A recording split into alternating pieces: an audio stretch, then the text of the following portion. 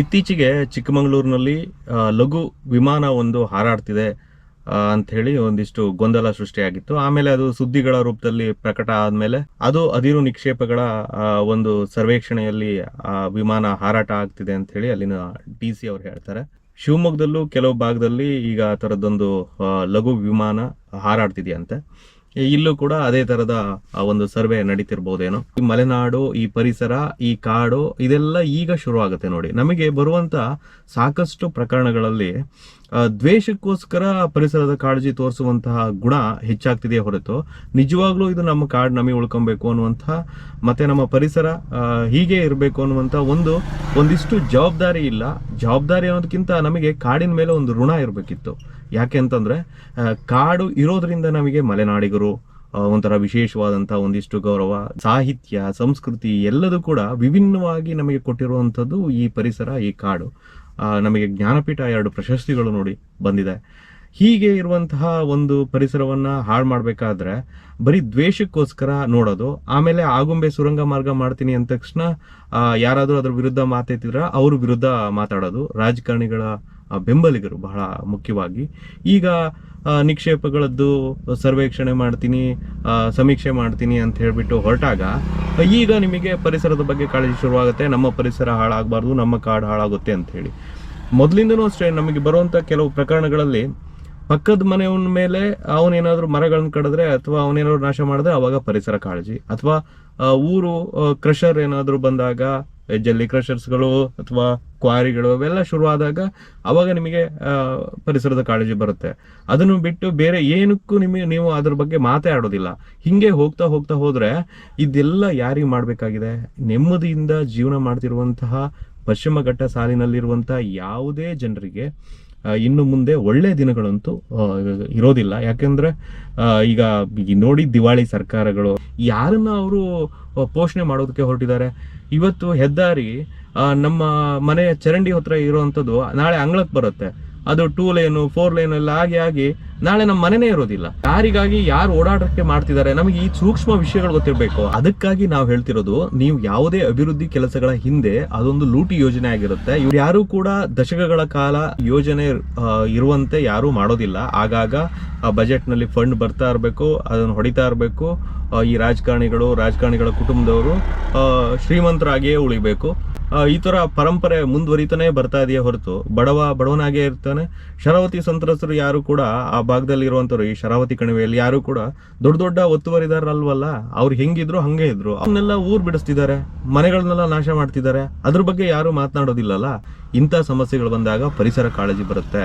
ನಾನು ನೋಡಿರೋ ಮ್ಯಾಕ್ಸಿಮಮ್ ಹಿಂಗೆ. ನೀವು ನಮ್ಮ ಮನೆಗಳಲ್ಲೇ ತಗೊಳ್ಳಿ, ಏನು ಪ್ರಾಣಿ ಅದು, ಏನ್ ಕಾಡೋದು ಅಂತ ಹೇಳ್ಬಿಡ್ತಾರೆ. ಆಮೇಲೆ ಈಗ ಕಾಡಿಂದ ಮಳೆ ಬರುತ್ತೆ ಅಂತ ನಾವು ಓದ್ಕೊಂಡಿದೀವಿ, ಅದು ಈಗ ಎಲ್ಲಿದೆ ಅಂತೇಳಿ ಕೆಲವು ಪರಿಸರವಾದಿಗಳನ್ನ ಪ್ರಶ್ನೆ ಮಾಡೋಂಥದ್ದು. ಕಾಡಿದ್ದರೆ ಮಳೆ ಬರುತ್ತದೆ ಅಂತ ಹೇಳಿ ನಿರೂಪಣೆ ಮಾಡಿದ್ದು ಅಥವಾ ನೀವು ಅದನ್ನು ಓದಿ ಅರ್ಥ ಮಾಡ್ಕೊಂಡಿರೋದೇ ತಪ್ಪು. ಹವಾಮಾನ ವೈಪರೀತ್ಯಗಳಾಗ್ತವೆ ಅಂತ ಅಷ್ಟೇ. ಈಗ ಹೆಚ್ಚು ಮಳೆ ಬರುತ್ತೆ, ಯಾವ್ಯಾವಾಗಲೂ ಮಳೆ ಬರುತ್ತೆ, ಯಾವ್ಯಾವಾಗಲೂ ಸುರಿಯುತ್ತೆ. ಈಗ 4-5 ವರ್ಷಗಳಿಂದ ಮಳೆಯ ಪ್ರಮಾಣ ಯಾವ ತರ ಆಗಿದೆ, ಹಂಚಿಕೆ ಹೆಂಗಾಗಿದೆ. ಮಳೆ ಒಂದೇ ಸರಿಗೆ ಬಂದ್ಬಿಟ್ಟು ಈಗ ಎಲ್ಲ ಗುಡ್ಡ ಕುಸಿಯೋ ತರ ಮಳೆ ಬರುತ್ತೆ. ಕರೆಕ್ಟ್ ಆಗಿ ಮಲೆನಾಡಿನಲ್ಲಿ ಈಗ ಆಗಸ್ಟ್ ಮಳೆ ಎಲ್ಲ ಶುರು ಆಗಿದೆ ನೋಡಿ. ಆಗಸ್ಟ್ ಅಲ್ಲಿ ಹೆವಿ ಮಳೆ ಹೊಡೆಯುತ್ತೆ, ಜೂನ್ ಅಲ್ಲಿ ಬರೋದೇ ಇಲ್ಲ. ಇನ್ನು ಒಕ್ಕಲು ಶುರು ಆಗಬೇಕಾದ್ರೆ ಆವಾಗ ಮಳೆ ಶುರು ಆಗುತ್ತೆ. ಇವೆಲ್ಲವುಗಳನ್ನ ಯಾರಿಗೂ ಅರ್ಥ ಮಾಡಿಸೋಕಾಗೋದಿಲ್ಲ, ನೀವು ಅನುಭವಿಸಲೇಬೇಕು. ಸ್ನೇಹಿತರು ಒಬ್ರು ಈ ಹುಂಚ ಭಾಗದಲ್ಲಿ ಈ ತರದ ಒಂದು ವಿಮಾನ ಹಾರಾಡ್ತಿದೆ ಅಂತ ಹೇಳ್ತಿದ್ರು. ನಾನು ತೀರಾ ಈಸಿ ಅವ್ರನ್ನೆಲ್ಲ ಕೇಳಿ ಏನು ಪ್ರಯೋಜನ ಇದೆ? ಅದು ಆಕ್ಚುಲಿ ಆ ತರದ ಒಂದು ಸಮೀಕ್ಷೆಗೆ ಅದು ಹಾರಾಡ್ತಿರುತ್ತೆ. ಅದನ್ನೇನು ಮ್ಯಾಪಿಂಗ್ ಮಾಡ್ತಾರೋ ಎಂತ ಮಾಡ್ತಾರೋ, ಯಾವುದಕ್ಕಾದ್ರೂ ಒಟ್ಟು ಒಂದು ವಿನಾಶದ ಯೋಜನೆಗಾಗಿ ಅದು ಹಾರಾಡಕ್ ಸಾಧ್ಯ, ಮತ್ತೆ ಇನ್ನೇನಕ್ಕೂ ಸಾಧ್ಯ ಇಲ್ಲ. ಅದನ್ನೇನು ನಾವು ಯಾರೋ ಮಲೆನಾಡಿಗರು ಕೇಳಿದ್ದು ಅಲ್ಲ, ಏನೂ ಅಲ್ಲ. ಕಾಡು, ವನ್ಯಜೀವಿಗಳು ಅಂತದ್ನೆಲ್ಲ ನೀವು ದ್ವೇಷಕ್ಕಾಗಿ ಮಾತ್ರ ಹೇಳುವಂತೆ ಇರಬಾರ್ದು. ಅದು ನಮ್ಮ ಮುಂದಿನ ಪೀಳಿಗೆಯಾಗಿ ನಾವು ಅದನ್ನು ರಕ್ಷಣೆ ಮಾಡ್ತೀವಿ ಅನ್ನೋದಕ್ಕೆ ಇರಬೇಕು. ಎಲ್ಲಾ ರಾಜಕಾರಣಿಗಳು, ಅವರ ಬಂಟರು, ಗ್ರಾಮ ಪಂಚಾಯಿತಿ ಅಧ್ಯಕ್ಷ ಸದಸ್ಯರುಗಳವರೆಗೆ ಅವರದ್ದು ಏನು ಪ್ರಭಾವ ಇರುತ್ತಲ್ಲ, ಅವರೆಲ್ಲರೂ ಕೂಡ ಬಹಳ ದೊಡ್ಡ ಹಿಡುವಳಿದಾರಾಗಿದ್ದಾರೆ, ಬಹಳ ದೊಡ್ಡ ಆಸ್ತಿಯನ್ನು ಮಾಡ್ಕೊಂಡಿದ್ದಾರೆ. ಅವರು ಮಕ್ಕಳು ಮೊಮ್ಮಕ್ಕಳವರೆಗೆ ಸರ್ಕಾರಿ ಜಮೀನನ್ನು ಲೂಟಿ ಮಾಡ್ಕೊಂಡಿದ್ದಾರೆ, ಎಲ್ಲದನ್ನು ಮಾಡಿದ್ದಾರೆ. ಆದ್ರೆ ಬಡವರು ಮಾತ್ರ ಅವತ್ತುವರೆಗೆ ಯಾರಾದ್ರೂ ಬಂದು ನಮ್ಮನ್ನ ರಕ್ಷಣೆ ಮಾಡ್ತಾರಾ ಅಂತ ನೋಡ್ತಾರೆ. ಈ ಕೊಳಕು ರಾಜಕಾರಣಿಗಳು ಬರೋದು, ಕೋರ್ಟ್ ಇದ್ದಿದ್ರೆ ನಾವೇನು ಮುಟ್ಟೋದಿಲ್ಲ ಅಂತ ಹೇಳಿ, ಆಮೇಲೆ ಅಲ್ಲಿ ಯಾರೋ ಅಧಿಕಾರಿಗಳಿಗೆ ಫೋನ್ ಮಾಡೋದು. ನನ್ನಂತ ಒಬ್ಬ ಜರ್ನಲಿಸ್ಟು ಪ್ರತಿದಿನ ಈ ತರ ಸಮಸ್ಯೆಗಳಿಗೆ 10 ಅಧಿಕಾರಿಗಳಿಗೆ ಕಾಲ್ ಮಾಡ್ತೀನಿ. ಅವ್ರು ಹೇಗೆ ಹೆಚ್ಚಾದ್ರು, ಅವ್ರು ಮಾಡೋದು ಅದೇ, ನಾವು ಮಾಡೋದು ಅದೇ. ಅವ್ರು ಒಂದ್ ಸ್ವಲ್ಪ ದಬ್ಬಾಳಿಕೆಯಿಂದ ಮಾಡ್ಬೋದು, ನಾವು ಒಂದ್ ಸ್ವಲ್ಪ ರಿಕ್ವೆಸ್ಟ್ ತರ ಮಾತಾಡ್ಬೋದು. ಯಾಕೆ ಮಾಡಿದ್ರಿ ಅಂತ ಪ್ರಶ್ನೆ ಕೇಳೋದಕ್ಕೆ ಮಾತ್ರ ಇರಬಾರ್ದು, ಅದಕ್ಕೊಂದು ಉತ್ತರ ತಿಳ್ಕೊಳಂಗೂ ನಾವು ಇರಬೇಕು. ನೋಡಿ, ಈಗ ಚಿಕ್ಕಮಗಳೂರು ಮುಗೀತು ಅನ್ಸುತ್ತೆ, ಇನ್ನು ಇಲ್ಲಿ ವಿಮಾನ ಹಾರಾಟ ಆರಂಭ ಆಗಿದೆ. ಅದ ನಂತರ ಉತ್ತರ ಕನ್ನಡ ಜಿಲ್ಲೆಗೂ ಆಗುತ್ತೆ. ಎಲ್ಲಾ ಕಡೆನೂ ಕೂಡ ಈ ತರ ನಿಕ್ಷೇಪಗಳ ಬಗ್ಗೆ ವರದಿ ಅವೆ. ನಿಕ್ಷೇಪಗಳನ್ನು ಇವ್ರು ಹುಡುಕ್ತಿರೋದೆಲ್ಲ ಕೂಡ ಗುಡ್ಡದಲ್ಲೇ ಹುಡುಕ್ತಾ ಇರೋದು. ಹಂಗಾಗಿ ಮುಂದಿನ ದಿನಗಳಲ್ಲಿ ನಿಮಗೆ ಒಳ್ಳೆ ದಿನಗಳಂತೂ ಕಾದಿಲ್ಲ. ಈಗ ಬರೀ ವೈಮಾನಿಕ ಸಮೀಕ್ಷೆ ಅಂತ ಮಾಡ್ತಿರ್ತಾರೆ. ಈ ರಾಷ್ಟ್ರೀಯ ಹೆದ್ದಾರಿಗಳು ಅಷ್ಟೇ, ಕಾಲ ಕಾಲಕ್ಕೆ ಅವರು ಆ ಸಮೀಕ್ಷೆಯನ್ನು ಮಾಡ್ತಾನೆ ಇರ್ತಾರೆ. ಅವರಿಗೆ ಎಷ್ಟು ಕಮರ್ಷಿಯಲ್ ಲಾಭ ಆಗ್ತದೋ ಅದನ್ನ ಅವರು ರಿಪೋರ್ಟ್ ಮಾಡ್ತಾನೆ ಇರ್ತಾರೆ. ಹಂಗೆ ಅವರು ಹೆದ್ದಾರಿಗಳು ಮಾಡ್ತಾ ಹೋಗ್ತಾರೆ. ಆದ್ರೆ ಎಲ್ಲೂ ಕೂಡ ಲಾಭ ಆಗದೆ ಇರುವಂತಹ ಹೆದ್ದಾರಿಗಳ ಜೋಡಣೆ ಆಗಿರೋದು ಕಳೆದ ಸರ್ಕಾರದಲ್ಲಿ. ಅದರಲ್ಲೂ ಎಷ್ಟು ವಿವೇಚನಾ ರಹಿತವಾಗಿ ಅಂತಂದ್ರೆ, ಅಧಿಕಾರಿಗಳೆಲ್ಲ ಮನೆಗೆ ಹೋಗ್ಬಿಟ್ಟು, ಕೆಲವು ರಾಜಕಾರಣಿಗಳ ಮನೆಗೆ ಸೈನ್ ಹಾಕ್ಸ್ಕೊಂಡು ಹೋಗಿ ಕೊಟ್ಟು ಬರುವಂತರ ಪರಿಸರವಾದಿಗಳ ಬಗ್ಗೆ ಮಾತಾಡೋದು ನಮಗೇನು ಅನ್ಸೋದಿಲ್ಲ. ಬಿಜೆಪಿ ಪರಿಸರವಾದಿಗಳಿದ್ದಾರೆ, ಕಾಂಗ್ರೆಸ್ ಪರಿಸರವಾದಿಗಳಿದ್ದಾರೆ, ಕೆಲವು ಪೋಸ್ಟ್ಗಳು ಬೇಕು ಅಂತ ಟಾಸ್ಕ್ ಫೋರ್ಸ್ ಅಂತೆ, ಡೈವರ್ಸಿಟಿ ಅಂತೆ, ನೂರಾರು ಅಂತವಕ್ಕೆಲ್ಲ ನೋಡಿ ಒಬ್ಬೊಬ್ಬರೇ ಬರ್ತಾ ಇರ್ತಾರೆ ಪಕ್ಷಗಳಿದ್ದು. ಅವಾಗ ನೋಡಿ ಯಾರು ರಾಜಕಾರಣಿಗಳ ಜೊತೆಗೆ ಚೆನ್ನಾಗಿರ್ತಾರೆ ಅಥವಾ ರಾಜಕಾರಣಿಗಳ ಒಂದು ಪ್ರಭಾವದಿಂದ ನಾವೆಲ್ಲ ಹುದ್ದೆಗಳನ್ನು ಪಡ್ಕೊಂಡಿರ್ತೀವೋ ಅವ್ರು ಯಾವತ್ತೂ ಅದರ ಪರಿಸರದ ಬಗ್ಗೆ ಮಾತಾಡೋಕೆ ಸಾಧ್ಯನೇ ಇಲ್ಲ. ಅವ್ರು ಯಾರಿಗೂ ಕೂಡ ಋಣ ಇಲ್ಲ. ನಮಗ್ ಋಣ ಇರಬೇಕಿತ್ತು, ಜನರಿಗೆ ಋಣ ಇರಬೇಕಿತ್ತು. ಇಷ್ಟೊಂದು ಜನರನ್ನ ಪೊರೆದಿರುವಂತಹ ಈ ಕಾಡಿನ ಬಗ್ಗೆ ನಮಗೆ ಋಣ ಇಲ್ಲ, ನಮಗೆ ಆ ಒಂದು ನೈತಿಕತೆ ಇಲ್ಲ. ಇನ್ನು ಆ ರಾಜಕಾರಣಿಗಳಿಗೆ ಹೆಂಗಿರುತ್ತೆ ಹೇಳಿ? ಕೆಲವರು ವಲಸೆ ಬಂದು ಇಲ್ಲೆಲ್ಲ ಬಹಳ ದೊಡ್ಡ ದೊಡ್ಡ ಪರಂಪರೆಯನ್ನು ಬೆಳೆಸ್ಕೊಂಡಿರುವಂತಹ ರಾಜಕಾರಣಿಗಳು, ಬಹಳ ಅಂದ್ರೆ ಆಂಧ್ರ ಪ್ರದೇಶದಿಂದೆಲ್ಲ ಇಲ್ಲಿ ಪ್ರಾಪರ್ಟಿಯನ್ನ ತೆಗೆದುಕೊಂಡಿದ್ದಾರೆ. ಇಂಥ ಅವ್ಯವಸ್ಥೆಯ ಜೊತೆಗೆ ನಾವೆಲ್ಲ ಇವತ್ತು ಪರಿಸರದ ಬಗ್ಗೆ ಮಾತನಾಡೋದಿದೆಯಲ್ಲ, ಅದೊಂಥರ ಬಾಲಿಶ ಅನ್ಸುತ್ತೆ. ಜನರಿಗೂ ಹಂಗೆ ಅನ್ಸುತ್ತೆ.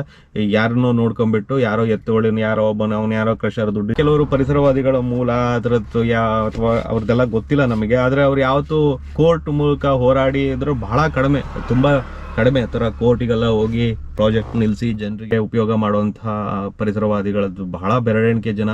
ಆಮೇಲೆ ಒಂದು ಯಾವುದೋ ಗೆದ್ದು 10ನ್ನ ಮರೆಮಾಚಿ ಆ ಥರದ್ದೆಲ್ಲ ಮಾಡಿ ಇದ್ವೆಲ್ಲ ನಾವು ನನ್ನ ವೃತ್ತಿ ಜೀವನದಲ್ಲಿ ನಾನು ನೋಡಿರೋದ್ರಿಂದನೇ ಈ ರೈನ್ಲ್ಯಾಂಡಿನ ಸ್ವರೂಪ ಹೆಂಗಿದೆ ಅಂತಂದ್ರೆ, ಇದು ಜನರ ಜೊತೆಗೆ ಪರಿಸರ ಇರಬೇಕು, ಜನರು ಉಳಿಬೇಕು. ಆದ್ರೆ ಅರಣ್ಯ ಸಚಿವ ಈಶ್ವರ್ ಬಿ ಖಂಡ್ರೆ ಅವರು ಪದೇ ಪದೇ ಹೇಳ್ತಾರೆ, ನೀವು ಕಾಡಿನ ಅಂಚಿನ ಗ್ರಾಮಗಳಿಗೆ ಹೋಗಿ ಅಲ್ಲಿ ಜನರ ಜೊತೆಗೆ ಇರಿ, ಅವರು ಕೊಟ್ಟ ಮಾಹಿತಿಯೇ ನಿಮಗೆ ತುಂಬಾ ಹೆಲ್ಪ್ ಆಗುತ್ತೆ, ಅವ್ರುಗಳಿಗಿರೋ ಅನುಭವ ನಿಮಗಿರೋದಿಲ್ಲ, ಹಿರಿಯ ಅಧಿಕಾರಿಗಳು ಅಲ್ಲಿ ಹೋಗಿ ಅದೆಲ್ಲ ಹೇಳ್ತಾ ಇರ್ತಾರೆ.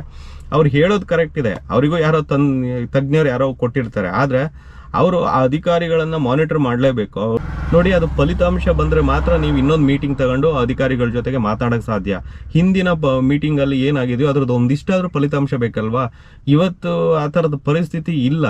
ಈ ಸುಮ್ಮನೆ ಮಿನಿಸ್ಟ್ರು ಮೀಟಿಂಗ್ ತಗೊಳ್ಳೋದು ಹಂಗೆ ಆಗಿದೆ. ಪರಿಸರ ಕಾಳಜಿಯನ್ನಾದ್ರೂ ಬಿತ್ತಿದ್ರೆ ಈ ಅರಣ್ಯ ಇಲಾಖೆಗೆ ಒಂದು ಮೌಲ್ಯ ಅಂತ ಇರ್ತಿತ್ತು. ಅಷ್ಟು ಅಧಿಕಾರಿಗಳು, ಅಷ್ಟು ಸಂಬಳ ಕೊಡ್ತೀವಿ ನಾವು. ಮಾತೆತ್ತಿದ್ರೆ ನೀವು ಜನರಿಗೆ ಇನ್ನೊಂದು ಅಸಡ್ಡೆ ಅಂದ್ರೆ, ಮಲೆನಾಡಿಗರ ಮೇಲೆ ಕೆಲವು ಪರಿಸರವಾದಿಗಳಿಗೂ ಕೂಡ ಇಲ್ಲಿನ ಜನರ ಬಗ್ಗೆ ಒಳ್ಳೆ ಅಭಿಪ್ರಾಯ ಇಲ್ಲ, ನಾನು ಹೇಳ್ತೀನಿ. ಆದ್ರೆ ನಮಗಿದೆ, ನನಗೆ ಯಾಕೆ ಇದೆ ಅಂದ್ರೆ, ನಾನು ಇದೇ ಮೂಲದಿಂದ ಹುಡ್ತವನು, ಇದೇ ಕಾಡಿನಿಂದ ಬೆಳೆದವರು. ನಾವು ರೈನ್ಲ್ಯಾಂಡ್ ಅಲ್ಲಿ ನಮ್ಮಲ್ಲಿ ಬರ್ತಾರಲ್ಲ, ಅವರೆಲ್ಲರೂ ಕೂಡ ಮಲೆನಾಡಿನಲ್ಲಿ ಹುಟ್ಟಿ ಮಲೆನಾಡಿನ ಕಾಡಿನ ಜೊತೆಗೆ ಸಂಬಂಧವನ್ನು ಇಟ್ಕೊಂಡು ಬಂದವರು. ಆದ್ರೆ ಕಾಡಿನಿಂದ ಹೆಚ್ಚು ಕಡಿಮೆ ಅದು ನಮ್ಮನ್ನ ಪೋಷಣೆ ಮಾಡ್ಕೊಂಡೇ ಬಂದಿದೆ. ಹಂಗಾಗಿ ನಾವು ಇವುಗಳ ಬಗ್ಗೆ ಎಲ್ಲ ನಾವು ಅಷ್ಟು ವ್ಯತಿರಿಕ್ತವಾಗಿ ನಾವು ಅವುಗಳನ್ನ ಮಾತಾಡ್ತಿದೀವಿ ಈ ರಾಜಕಾರಣಿಗಳ ವಿರುದ್ಧ. ನಮಗಿರೋದು ನಮ್ಮ ಜನರ ಕಳಕಳಿಯೇ ಹೊರತು ಯಾವುದೂ ಉದ್ದೇಶ ಇಲ್ಲ. ಹಂಗಂತ ನಾನು ಹೇಳಿದ್ದೇನೆ. ಇಲ್ಲಿನವರು ಕೆಲವರು ಇದ್ದಾರೆ, ಬಹಳ ಒಳ್ಳೊಳ್ಳೆ ಲೇಖನಗಳನ್ನು ಬರ್ಕೊಂಡು ಇವತ್ತಿನವರೆಗೂ ಶರಾವತಿ ಸಂತ್ರಸ್ತರ ಬಗ್ಗೆ ನಾನು ಮಾತಾಡಿದ್ ನೋಡಿಲ್ಲ. ಅದು ಯಾವುದೋ ಪೇಪರ್ನಲ್ಲೆಲ್ಲ ಬರ್ಕೊಂತಿರ್ತಾರೆ, ಪೇಪರ್ನಲ್ಲಿ ಬಂದಿರೋದು ನಾನು ನೋಡಿಲ್ಲ. ಏನೂ ಇಲ್ಲ. ಇವರೆಲ್ಲ ಪರಿಸರವಾದಿಗಳು, ಇವರೆಲ್ಲ ಜನ ಹೋರಾಟಗಾರರು. ಹಂಗಾಗಿ ನಮಗೆ ನಿಮ್ಮ ಸಹಾಯ ಬೇಕೇ ಬೇಕು. ಇಂಥದ್ರ ಬಗ್ಗೆ ಎಲ್ಲ ನಾವು ಧ್ವನಿ ಎತ್ತಬೇಕು ಅಂತಂದ್ರೆ ನೀವು ಮೊದಲು ಧ್ವನಿ ಎತ್ತಬೇಕು.